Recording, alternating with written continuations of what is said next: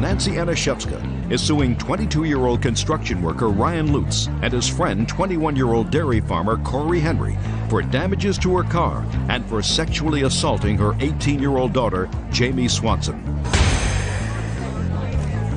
Order. All rise.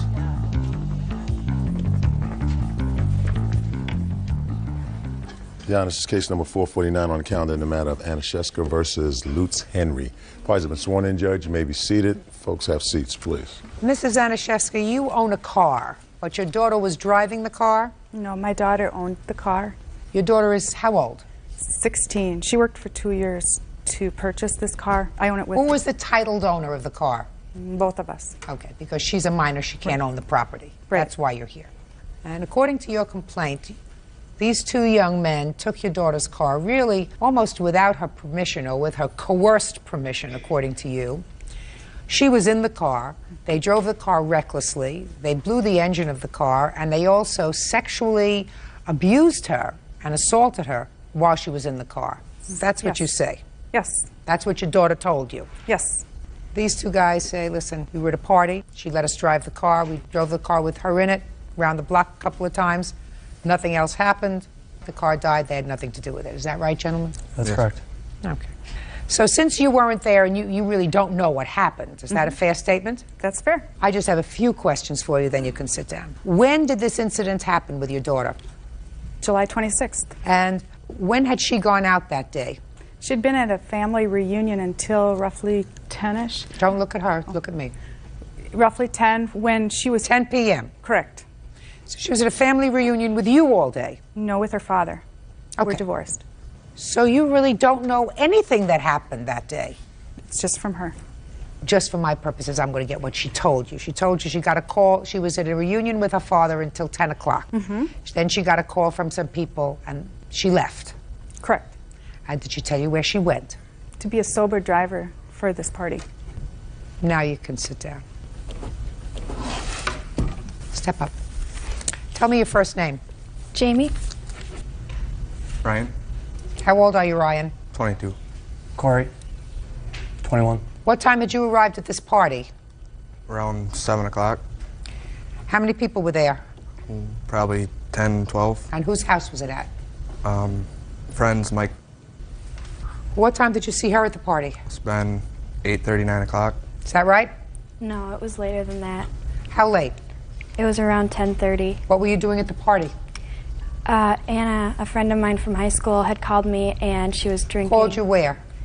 On my cell phone. I was on my way back home and asked me to drive her because she had been drinking. So you arrived at this party. Had you known about the party that day? No. You had no idea that there was a party at Mike's house? Exactly. Did you know Mike? From school, yes. So you knew him? Yes. Had you ever been to his house before? No. So you got there at 10:30, and what did you do? I drove some people home. I drove some people to Quick Trip. You drove some people home? Yes. Who did you drive home? Anna and Sarah. About how far was it to drive them home from Mike's house? It was probably a 10-minute drive. And what did you do after you dropped them off? Well, we went to her house and were there for Who's Anna's house, sorry. Went to Anna's house, just the three of you? Right. And we were there for about a half an hour. Her mother asked if she had driven. She said no, I was the sober driver. And I talked to her mother. And then she decided she wanted to go back to the party. So I took her back. That was pretty stupid. Yes, it was. So you took her back to the party. Where was her mother when you decided to take her back to the party? She went to sleep. So, Jamie, I'm not stupid. Maybe your mother's willing to believe all this nonsense that you told her. I'm not. Because if you went to pick up your friend because you wanted to be a good Samaritan and your friend had been drinking and you took her home, then you say, so your mother is saying, you're a very responsible young lady. But a very responsible young lady doesn't say, okay, then I'm going to take you back to the party so we could all party. I had no intention of letting that happen. Then you go home. You don't drive back another 10 minutes to take her to a party. Now, when you took her back to the party, what was your intention? Everyone seemed like they were staying there, so I wasn't needed anymore. What do you mean you weren't needed anymore? You went to pick her up because she had been drinking too much to drive home. You take her home. She decides to go back to the party to drink some more, so you decide that she doesn't need you anymore, and you were leaving. My main goal was that nobody drove drunk that night. Then you shouldn't have taken her back. I'm telling you, madam, your mother may believe this nonsense that you told her. I don't. If your main goal was that nobody should be drunk and driving, then you leave your friend at home, at her home, and you say, I'm going home now. So then you drive her back to the party, along with the other girl, I assume. Yes. And then you were leaving. Yes. So what happened? As I was walking out, they stopped me, Corey and Ryan, and wanted to drive my car. I said no, I was tired. I worked in the morning. I wanted to get home, but they insisted that they at least see it. So as they walked me to my car, they kept pressuring me into letting them drive it, and finally I decided it would just be easier to let them. I didn't want them to not like me. I felt kind of peer pressured, and so I let Ryan drive the car, and as I went to get into the passenger seat, Corey then got in first and pulled me onto his lap, and Ryan started driving very fast into these country roads. And they began fishtailing around gravel road corners, doing 93 miles an hour and screaming that the car would only go 93 miles an hour. And while they were doing this, I kept asking them to slow down or stop, and they wouldn't. And as we went back into town, the car started making some funny noises, and they told me it was a belt and it would probably just straighten out. And I was worried. I knew that wasn't right, but I was tired and felt really violated, and I just wanted to get home. why did you feel violated? Because while Ryan was totaling my car, Corey continued to try to grope my breasts and to get his hands in my pants, and I kept trying to have to fight him off, and he wouldn't stop. Judge Judy continues in a moment. She kind of started making moves at me and Ryan. I want you to show me with Ryan. Ryan's next to you. How she rubbed up against you, sir. Kind of like this, and then, kind of back and forth, and sitting on my lap, she was rubbing my leg and stuff like that. Real cases, real people. Judge Judy. 18-year-old Jamie Swanson claims former friends Ryan Lutz and Corey Henry damaged her car during a party. Jamie also says Corey sexually assaulted her. What time did you get back? It was about 12:31. Well, let me figure this timeline out. 10:30 you arrived at the party. You picked up your friend and her friend. You drove her home. 10 minutes. Let's say that's 11:15. According to you, you stayed at Anna's house for a half hour. That's 11:15. Then she wanted to go back to the party. You got her back to the party. That's 11:30. Now it's 12:30 or 1 o'clock. I'm missing an hour and a half. What happened in that hour and a half? There were people there that wanted things from the Quick Trip in the gas station in Iota. So I took a list of what everyone wanted and went down and got it for them. I just made sure nobody drove. That was... Oh, Jamie, that's such a crock. You made excuses to your mother because the car got totaled. I don't believe that you went there and then you took lists of things of people that wanted, and you went grocery shopping for everybody. I mean, I don't understand that. I had a friend who was killed by a drunk driver, and ever since then, I don't want anyone driving. Jamie, if you don't want anyone driving, then you drove your friend Anna home and you leave her there. You don't take her back to the party. Can I say something? No, you weren't there. You believe this story? I have a letter from someone that saw her. You believe that, saw her do what? That saw her at the Quick Trip with the other kids intoxicated. What does that have to do with I believe she went there? I believe she was part of this party. Whether it's because she wanted to be accepted or whether she wanted to be part of the group, she went to the party. And you believe this story that she took her friend back to the party because if she didn't take her back, somebody else would have? You believe that? I don't think it was a smart thing to do, but I believe her, yeah. Then you'd be responsible for your own car. Take off the blinders. I'm not finished with you. We haven't even started yet. Who was driving? I was. Why? I just wanted to take the car for a ride. Why? Just never drove that kind of car, and I guess we just wanted to go for a ride around the block. You had been drinking. Had probably 2 beers. I don't care what you say you had. If you got there at 7 o'clock, Yes. by 10:30 or 11 o'clock, you had more than 2 beers, young man. Now, you decide you want to take the car out for a spin. Is that what you say to her? Can I take your car for a ride? Yes. And what did she say? She gave me the keys, and we all hopped in the car and we went around the block. No. I want you to take it step by step, Ryan. Let's do a step by step. You had the keys in your hand. Yes. You got into the car. Yes. What happened next? And we got in. I got in, started up the car. Corey got in. She got in and got on his lap. Why did she get on your lap, sir? I got in and she wanted to come along, and it's just a two-seater car, no bench seat. Oh, it's just a two-seater. Yeah, so I'm cramped up. There's no back seat? No, it does have it's just bucket seats, but it's got a back seat also, yes. So she wanted to come along, she didn't want to sit in the back? I guess. How much had you been drinking that night? About probably 3-4 beers. And what about the plaintiff? Did you see her drink anything? I did not see her, but I did not get there until 11 o'clock. Okay.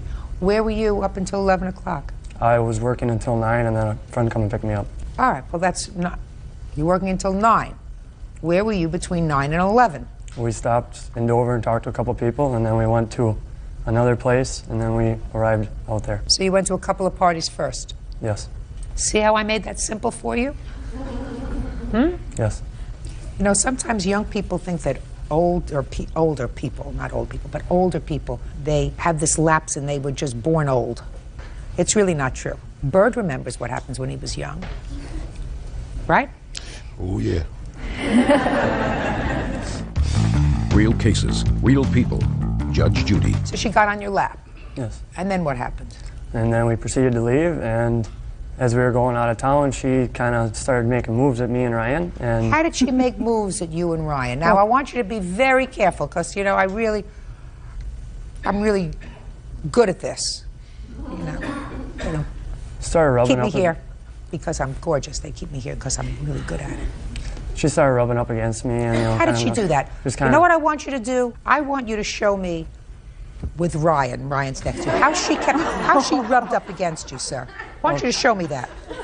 She was kind of like this, and then kind of, you know, rubbing on my shoulder. I want to see. Going like this and rubbing my arm and leg. And she was rubbing your arm? Yes. Yeah? Yes. Well, she must have had her arm around your arm. Is that right? Correct. Show me how she had her arm around. Kind of like this, and then, you know, kind of back and forth, and sitting on my lap. You know, she was rubbing my leg and stuff like that.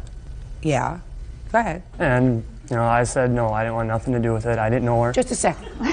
Shh, please. Please. You said, I don't want nothing to do with that. That is correct. And what did she say to you? She didn't say nothing. Did she stop? Yes, she did. How fast were you driving? 60, 65, 70 maybe. I don't know. I couldn't see the speedometer. Fast? Not out of... 60, 65, and 70. You weren't on a highway, were you? There was... You weren't on a highway the entire way, were you? No, not the entire way. What happened when you got back to the party? After we got out, I realized that we were kind of blocking this neighbor's driveway, and I'd mentioned that to Ryan, and he proceeded to get back in the car, and it wouldn't start. And after that, we tried to pop the hood to see if we could see what was going on or try and get started, and we couldn't do that. So now the car doesn't start. You had the car towed, is that right? Yes. Now, at what point, Jamie, did you call the police and tell them that you had been sexually assaulted by Corey? The next day after it happened. Can I see the police report, please?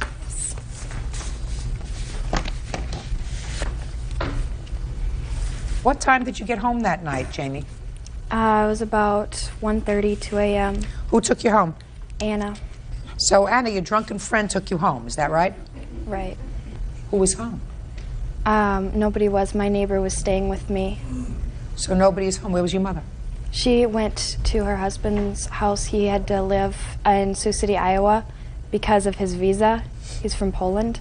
So instead of staying with your father where you had some supervision, you decided to stay in your own house where you had no supervision. Is that right? My neighbor was staying with me. Your neighbor wasn't supervising you, madam. You were out until 1:30 in the morning, 2 o'clock. What kind of supervision is that? Not very good. You were having a party. Now, at what point did you find out that your car wouldn't start, that the engine had blown on your car? The day after I had it towed, the mechanic looked at it. You had it towed? Yes. The next day? Yes. What time? It was probably about 3 or 4-ish. When did you find out that the car wouldn't start that day, on the 27th of July? Did you go back there in the morning? I went back there, yes. What time in the morning? What was it? 9. And at that time, it wouldn't start? Right. Right? Okay. And did you call the mechanic? Yes. And told the mechanic, please come and tow the car? Or he said to you he would come and tow the car? It was a different towing service. It was AAA. So they towed the car. The mechanic. What time? 3 or 4 in the afternoon. And you waited at the house all that time? I waited at the car. At the car? Yes. Well, the car was at the house. Yes. You waited in the car or at the house? I waited in the car. I was in the house for a brief moment. So you were in the house too? Yes. Who was in the house? Ryan and Aaron were there, and Jared was there, and Mike. What time did you go to the police station? 7-ish. In the evening? Yes. See what I mean? Always get yourself tripped up, honey. I'm sorry. You're sorry? I'm going to tell you, you're sorry. It's very easy. If you have been sexually assaulted, you don't hang around with the guys who were responsible, at least one of them who's responsible for your being sexually assaulted for a whole day, and then go to the police station in the evening to report it. I was very, very upset after it happened, and then you go to the police station right away. You don't wait until after you find out that your car's got a blown engine and then start looking for a story. When the police asked you if you wanted to file charges with regard to the sex assault, what did you tell them?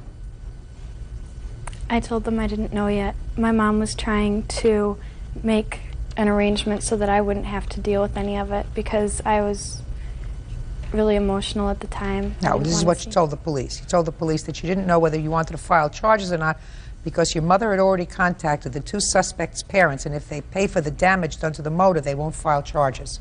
She was looking into my best interest so that I wouldn't have to see them again. You saw them. You spent the day with them the next day. Real cases, real people. Judge Judy. Corey, what's your last name? Henry. Case is dismissed as relates to Corey Henry. Sit down. I don't believe a word of what you say about being sexually assaulted by this young man. But I do believe that you took a car, and I do believe that you drove it recklessly, and I believe that you took it with her permission. So that means that both of you were responsible for what happened to the car. You're responsible and you're responsible. Now let me see the bill for the damage.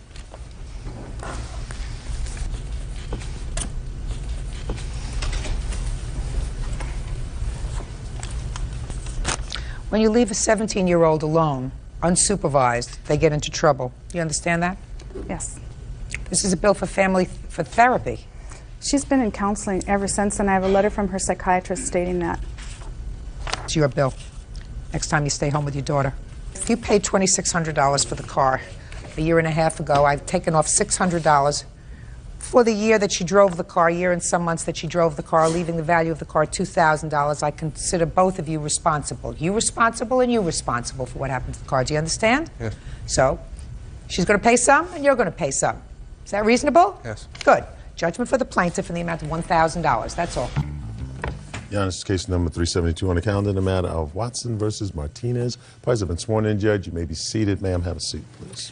Ms. Watson, you claim a loan to the defendant in the amount of $1,400 for a couple of things. To bring his daughter out for a visit and then to help pay his mortgage. In addition to that, you claim that he defrauded you out of $500, some sort of an investment. You want that money back. You want a total of $1,900. Yes. Mr. Martinez says that he did in fact take some money from you, but that money was a gift, that you insisted upon giving it to him because he had fallen on some difficult financial times, and that the $500 investment that you made in his business was just that, an investment that didn't work out, and you lost your money. How do you know him? We met at a charity ball, and I met him during a function. When? I believe December of 2000. When did you first give him money? July of 2001. What kind of relationship did you have with him between December of 2000 and July of 2001? We were involved very closely in that we were friends and intimately associated. You considered yourself his female friend? Yes. Mm-hmm. Okay. Now tell me about the first loan. The largest loan was $1,000 because he was behind on a mortgage payment. Tell me about it. Well, I just felt sorry for him and went ahead and told him that he begged me for the money, and I told him... Tell me. Let's start from the beginning. He came to you, you were out for dinner, you were out someplace, he said to you, I'm behind in my mortgage. I want to know exactly how it came about. He had been telling me along that he had had some money problems, and his girlfriend wasn't able to help him with his money problems, and that she was taking a lot of money. So he had a girlfriend? Yes, he has a girlfriend. Well, what was he doing with you if he had a girlfriend? Well, we were just really more friends than anything else, and I would give him a lot of advice, and our relationship was in that he's a truck driver. We'd talk over the phone a lot, and it was over the phone that he told me that really where he needed the money. So it wasn't over dinner or anything. Go ahead. And so I did have the money wired or electronically transferred. No, I want you to tell me about it. Oh, about our relationship? No, about the $1,000, madam. The $1,000, I did go ahead and have it wired. I believe that you gave him $1,000. I want to know the circumstances surrounding you giving him the $1,000. Well, I loaned him the $1,000. That's what you say? Yes, ma'am. All right, since I'm not getting it from you, I'm going to go to Mr. Martinez. Mr. Martinez, she gave you $1,000. Tell me how that came about, sir. She wired it to my account. She took $1,000, gave it to me. I told her I needed some help with the bills, and You told her you needed help with the bills, and... I said I'm behind. She was away. I was by myself. So I needed some money. Didn't have no help. She offered to help. What did she say? She says if you need No, look at me. If you need some money, I have money, and if you need to borrow some or whatever, it's here for you if you need it. Good. And you said I need to borrow it. I need about $1,000 to pay my bills. So she sent you the money. So why didn't you pay it? Look here. At that time, I didn't have any money. It went That on. doesn't mean that it's not a loan, sir. That means that you didn't have the money then to pay her back. Didn't have the money to pay her back and couldn't pay her back. That doesn't mean it wasn't a loan. Well, if it was a loan, I would have had to sign some kind of receipt or some kind of paperwork saying that, hey, you know... You just told me you borrowed the money from her. You used that word. I asked her if I could borrow some money from her. Okay. Maybe I should have used a different word then. That's not... Maybe you should have, but that's the word that you used. Okay. I took the $1,000 from You her. borrowed it. Okay. And you didn't have money to pay her back. That doesn't mean you don't owe it to her. What's next? Well, Your Honor, the reason... Shh, I didn't ask you. I said, what's next? $1,000 I have. Hello? Oh, no, Your Honor, I'm sorry. I thought you I think the reason he didn't have the $1,000... I don't care what the reason is. Yes, why he ma'am. didn't have the $1,000. He owes you so far $1,000. Yes, ma'am. What's what next? else? Well, there was $500 for the investment. I don't care about the investment. You were dumb enough to give him $500 for an investment. That's your problem. Let's Yes, go to ma'am. the next thing. I think he didn't have the money because Michelle wasn't there to give it to him. Okay. Can Michelle I was Are you in finished jail. with? Are you finished with the $1,000? Yes, Is that ma'am. all he owes you? $1,000? No, ma'am. Then I want you to get to it. I didn't ask you anything else. All right. There's the $500 in the e-toys. Just a and- second, Miss Watson. Yes. You're not paying attention to me. I'm sorry. I told you, if you were dumb enough to give him invest in a business for $500 with him, and he didn't have enough money to pay his own rent, you don't get that money back. Yes, ma'am. You don't. Good. Now, so far, he has admitted reluctantly to owing you $1,000. Does he owe you any more money? Yes, ma'am, he does. But he is such You want to get to it. Yes, ma'am. What is it? What was it for? When did you give it to him? Before He is such a scoundrel that... That's it. I'm finished with you, Miss Watson. I'm finished with you. I asked you a simple question. The simple question is, we got to the $1,000. He owes you the $1,000. Yes, ma'am. He doesn't owe you $500 that you invested with him. Is there any other money that he owes you? What you have to say is yes, how much it was, what you gave it to him for. If you're not going to answer that question directly, Miss Watson, I'm going to give you an award of $1,000 and say goodbye. Do you understand? Yes, ma'am, I do. He does owe me another $900. No, he doesn't. You want to tell me what the $900 is for? I do have documentation on monies that were given to him when he did ask me for a loan, and I do have FYI when I did fax him the information.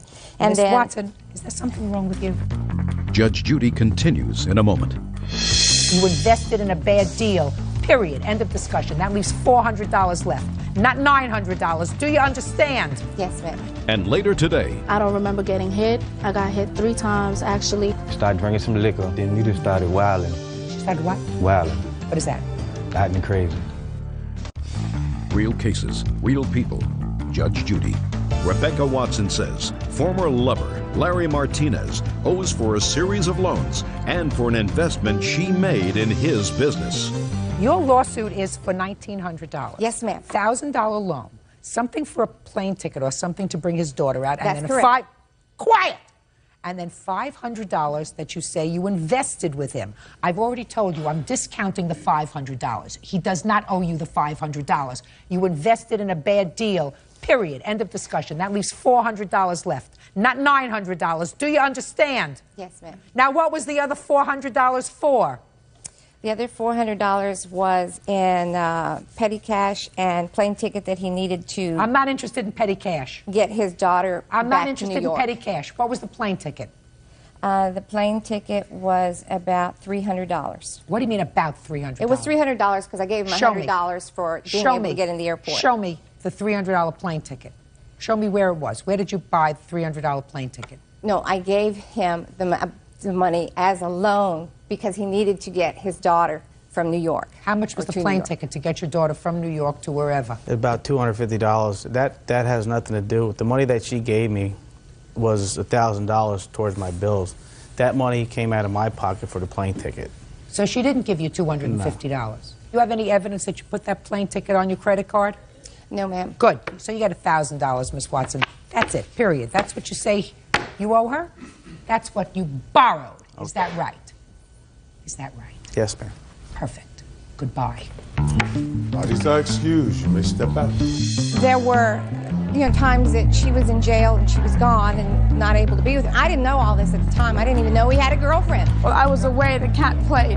Larry is a real scoundrel, and he's got a woman at every port. I thought she was my friend, and she was cheating on me. Both of them. You learn from your mistakes. I'm not going to be doing that anymore. And now the next case. All parties in the matter of Colleen versus Bradford. Step forward, please. 23-year-old bartender Nita Colleen is suing her former friend, 27-year-old furniture refinisher Terrence Bradford, for assaulting her during a night of drinking. Miss Colleen, how do you know the defendant? Terrence Bradford was a friend of mine. What does that mean, a friend of yours? Was he a boyfriend? A friend of mine, just an associate. We lived a block away from each other. If I wasn't working and he wasn't working, we'll call each other, go out. It's your complaint that he assaulted you for no reason one evening when you were both drinking. Right. Mr. Bradford says that you were drunk and you went nuts and he was merely defending himself. So I want you to tell me when this happened, what kind of an assault it was, what your injuries were, and then I have a few other serious questions to ask you. Okay. When was it? It was on September 11th of 2002. Where were you and what were you doing? I was in Terrence Bradford's home. We were... Who else lives in his home? His mother, and I think his stepfather, his father. Were they home? His mother was home, yes. Go ahead. What time of the day? Around 11, 12 o'clock at night. Come on, let me hear what happened. Okay, what happened was... Terrence called me earlier that night. He was like, "What you doing?" I said, "Nothing, I'm not doing anything." "Well, let's go get some beer that he drinks." Now, this is like some strong beer, and I don't really drink like that. Every time I get with Terrence, I drink with him. And we were drunk that night. We were both drinking. And in his mother's house? In his mother's house, yes. And what happened was... I couldn't breathe. I was having difficulty breathing. All I remember was... You were having difficulty breathing from what? From, I don't know, I just couldn't breathe. I was on the bed. I remember him calling his mother, asking his mother, what's the matter with her? She's not breathing right. She's acting funny. I remember his mother saying that, just get a cold rag or whatever. She's just been drinking a little bit. She'll be all right.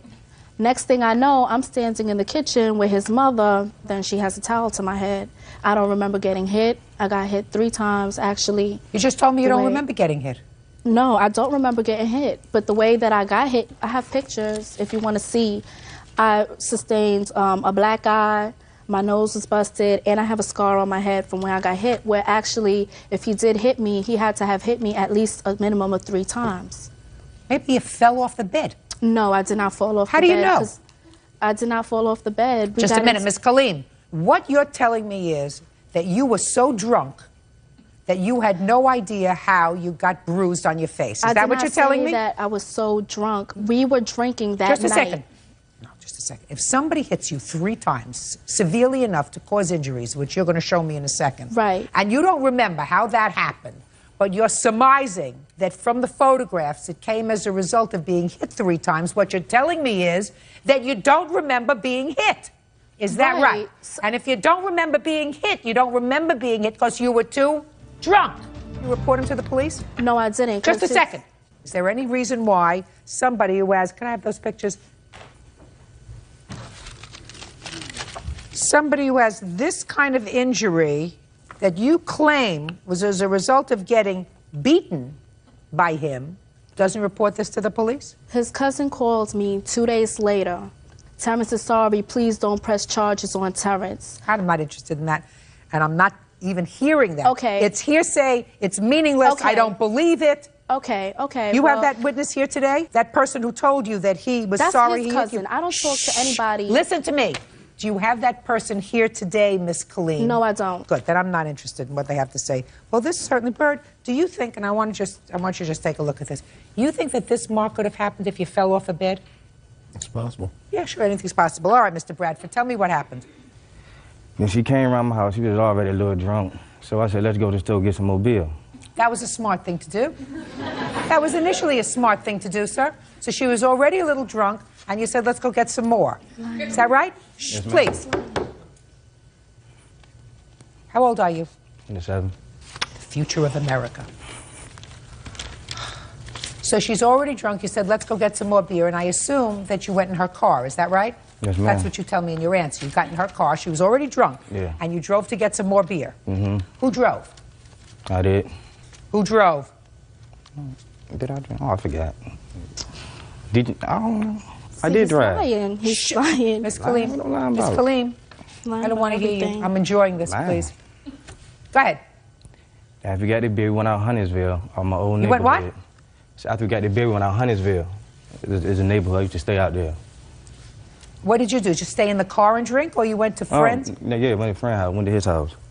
Okay, so you went to his house and you were drinking. Go ahead. Mm-hmm. We out there. We still drinking out there. After we get finished drinking the 40s, we started drinking some liquor. Then Nita started wilding.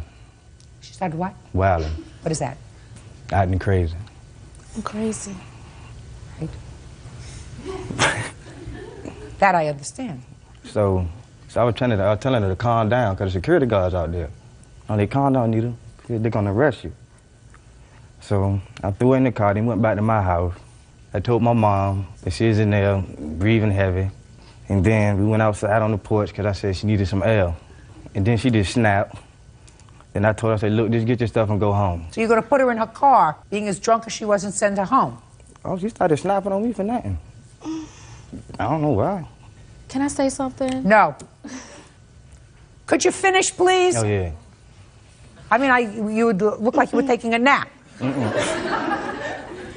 Get to how, if you know, she got these marks on her face. Would you tell me, please? Okay.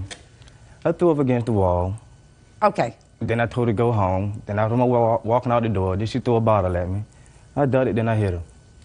Where did you hit her? In the face. Is that the black eye she had? Yeah. Now, how'd she get this mark on her forehead? I hit her on the forehead, too. Okay, good. And what did she do to you? Nothing.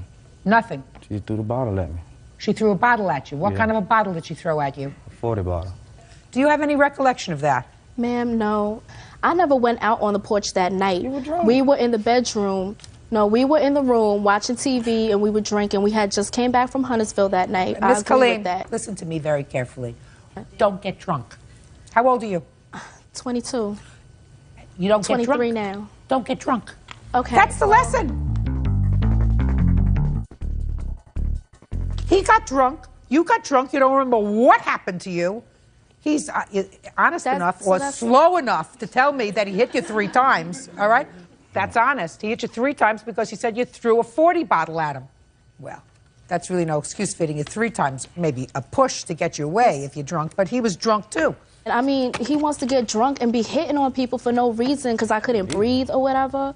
I mean, that doesn't make any sense. Where is your responsibility in all this? He's an idiot. I don't have any responsibility in any of this. That's Oh, what you I'm do? trying to say. Oh, if listen we're to me. friends and we go out and drink. My mouth is moving. Your mouth has to stop. Your responsibility to yourself as an adult is not to get so drunk so that you don't know what you're doing. You do have a responsibility, because if he did, in fact, assault you and you had no responsibility, then you would have called the police and made a complaint, and he would have been arrested for assault, because that's what he did. And the reason that you couldn't do that, even if you had wanted to do that, is because you were so drunk that you have no self-induced. He didn't order you to drink. He didn't compel you to drink. He didn't get you down on the floor and use a funnel and funnel it into your mouth. You went to his house on purpose for the express purpose of drinking. And I believe everything he says, that you did arrive at his house already having consumed alcohol. Okay, can I say one thing? No. He called 2 days later. What part of no didn't you understand? How's he gonna apologize? What part of no didn't you understand? Because he's stupid and called you to apologize. He agreed that he was going to pay for my medical bills. Good, he should pay for your medical bill. For my one Good. day Just a second. He should pay for your medical bill. Did you agree to pay for a medical bill? Yes, ma'am. I told you. Yes, you did. Good. And what was your medical bill? $159. That's what he's going to pay. Judgment for the plaintiff. He in the amount of agreed- no, he agreed to pay for this, too. Your outside. Honor, this is case number 397 on the calendar in the matter of Rogers versus Stowers. Parties have been sworn in, Judge. You may be seated. Gentlemen, have seats. Mrs. Rogers, you hired the defendant as a nanny, and she worked for you for a very short period of time before quitting. It is your claim that she owes you some money because you made travel arrangements for your family along with the defendant, and it was, you claim, her agreement that if she did not go on these trips with you, or this trip with you, she would pay you for her ticket. Ms. Stowers says that she quit after a couple of weeks because her job responsibilities increased. She wasn't happy about that. And that she did agree to reimburse you for any of your out-of-pocket expenses, which she did by sending you a check for change of name or whatever that had to be done to change the tickets. So why don't you tell me when she came to work for you? She came to work for me in October, early October. And she was hired as a result of an ad that you put in the paper? Yes. Yeah. And what were her job responsibilities? At the time when I hired her, I explained that the job was a very busy job, that it wasn't for anybody that just wanted to babysit or sit and watch TV, that it was for a person that had a lot of energy, and it was a lot of laundry. I have 3 very busy kids running around, making messes all the time, and also that we had trips planned. All right, 3 kids and laundry is what I hear so far. And house cleaning. House cleaning nanny was the ad that I put in the paper. You have a copy of the paper? I'm afraid I don't, Your Honor. What did the ad say? It was for a mother's helper, and with light housekeeping, 3 kids. Yes. Your Honor, I never said anything about light house cleaning. I made it very clear that it was heavy house cleaning from the very beginning. What was the ad? The ad was for mother's helper, house cleaning, child care, homework, kind of a variety of positions. No, not in the ad, madam. Miss Rogers, don't make it up as you're going. I've read lots of ads for mother's helpers, nannies, housekeepers. They don't go into homework. That doesn't happen. Yeah, and you don't have a copy of the ad? No, I'm afraid I don't, but it did say schoolwork in the ad. How large a house do you have? Not a large house, Your Honor. It's Why don't you tell me how large a house you have? 2-bedroom rambler with hardwood floors. And you have 3 children. How old are they? 2, 5, and 11. Do you work outside of the home? No, I don't. So it's really helping you? Yes, it is. But most of the, I must add that most of the responsibility of the house cleaning is left to my mother's helper. And I make that very clear when I interview them, that I like to spend more time at my daughter's school and with her doing homework. And what I needed my helper to do is help keep the house clean and run the kids around to their activities. And how much were you paying her for this job? At that time... How much were you being paid? $1,500 a month. And how many days a week were you working? 5 days a week. How many hours a day? It was usually 8 hours a day, sometimes more. Okay. Now tell me about the lawsuit. Okay. When I hired her, I made it quite clear that we had... Just tell me what you said. Sorry, tell me what you made clear. Okay, I said that we're taking these trips, and I need to make sure that you're happy with your job before we buy the tickets, because once we buy the tickets, we're locked in. And so I waited 3 weeks before I asked her how she was liking the job and if everything was cool for her. And she said it was.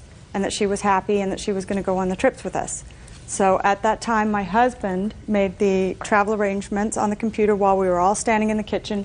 My husband printed this out and gave her a copy of each of the trips, so she had a copy of her own, explaining when we would be gone and when we'd be coming back and where we would be going. Go ahead.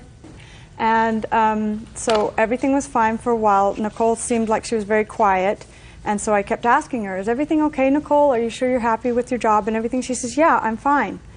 2 to 3 weeks went by, and it was payday, and my husband paid Nicole, and she left, and everything was fine. And then the next morning, she called in sick.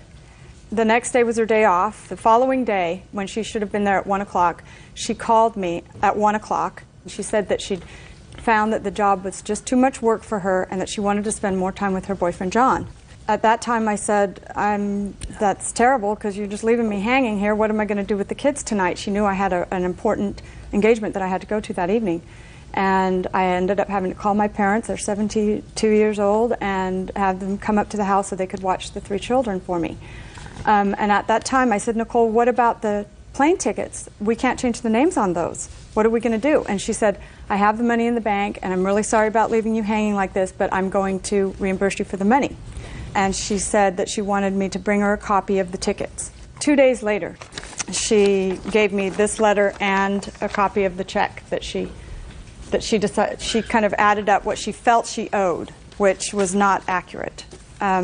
Just a second. Okay.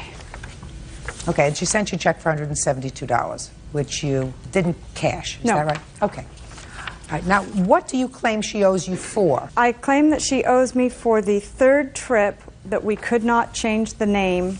3rd trip is to where? It's to, Darren, was it to Miami? Fort Lauderdale. To Fort Lauderdale. When is that trip scheduled for? That is April.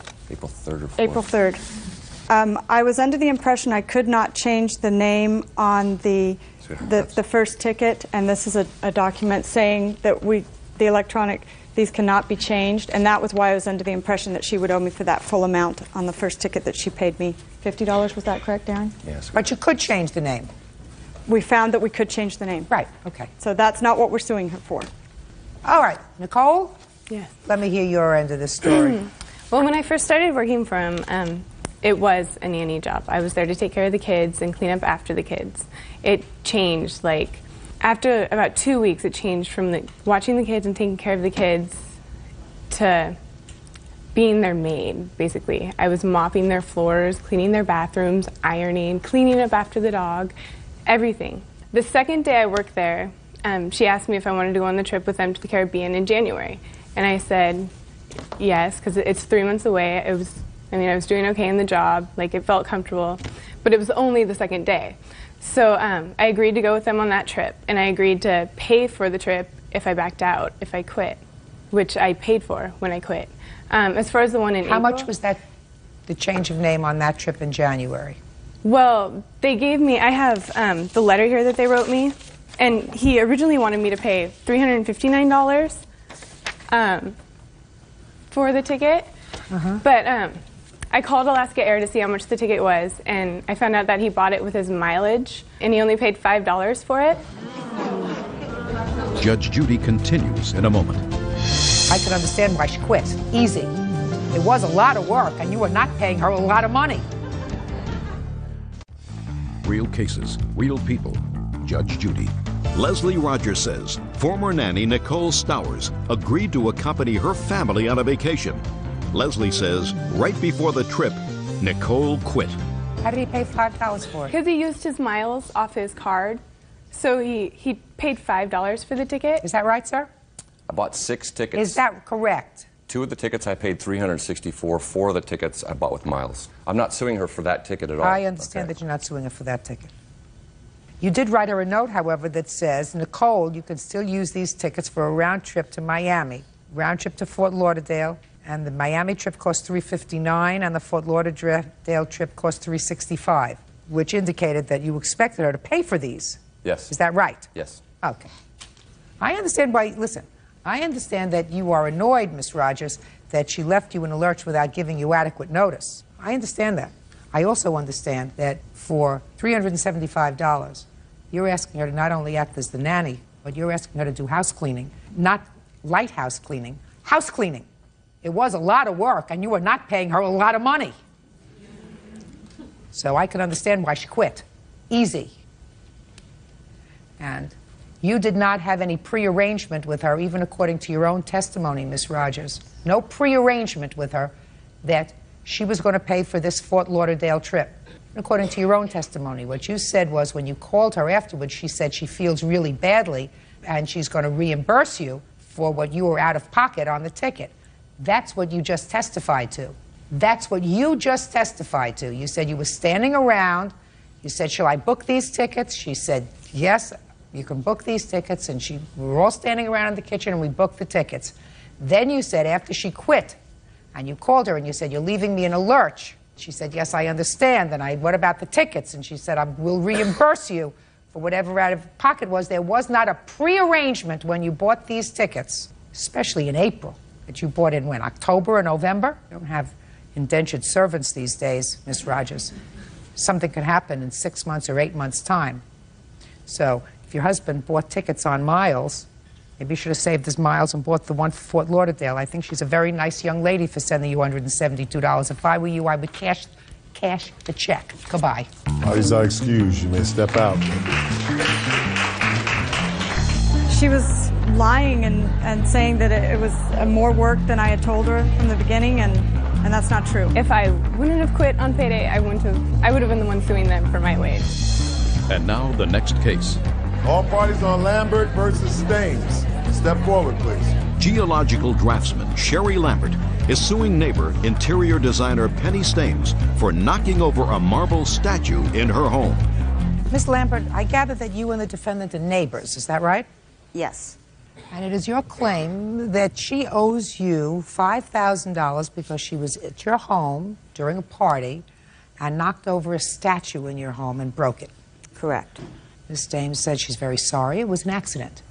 True, but she also entered the home uninvited. So let's talk about that. You were having a party? Mr. Brown and his wife and myself were hosting a small party that day, yes.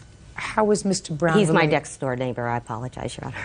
And how many people were at the party? I'd say approximately 15. How large an apartment or home do you have? About 2,000 square feet. Now tell me about Miss Staines. How did she get to the party?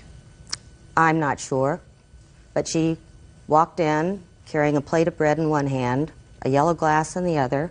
So you saw, just a second, so you saw her when she came in? That's correct. I was standing off to the side and she came in the front door and announced, I'm crashing your party.